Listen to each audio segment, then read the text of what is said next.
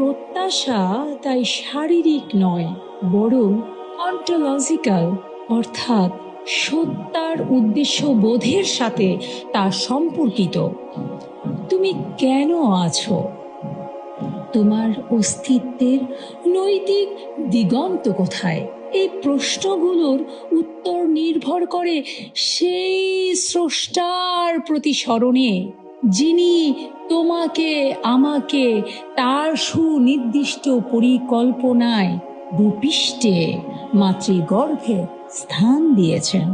মনে রেখো, মায়ের অভিমান, ভাইয়ের অভিমান, পারিবারিক অভিমান ব্যক্তিগত। পরিবার চায় একজন আরেকজনকে বুঝুক, অভিমান করে, আশা করে, দুঃখ পায়, কারণ এগুলো ব্যক্তিগত, আবেগের সাথে সম্পর্কযুক্ত।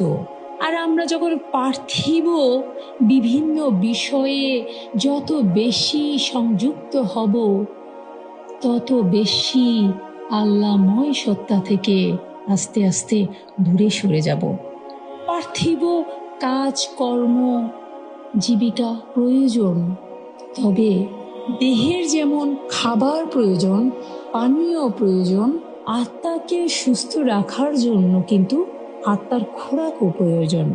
দেহের সাথে সম্পর্কযুক্ত বিষয়গুলোকে যদি সবসময় প্রাধান্য দিই, আমাদের ভুলে গেলে চলবে না কে আমাকে সৃষ্টি করেছেন, কেন করেছেন, আমাকে সৃষ্টি করার কারণ তবে কি, কেন আমাকে নির্দিষ্ট সময় দেওয়া হয়েছে, আবার কেন এই হিসেব, এই পার ছোট করে পুনরায় তার কাছে ফিরিয়ে আনা হবে।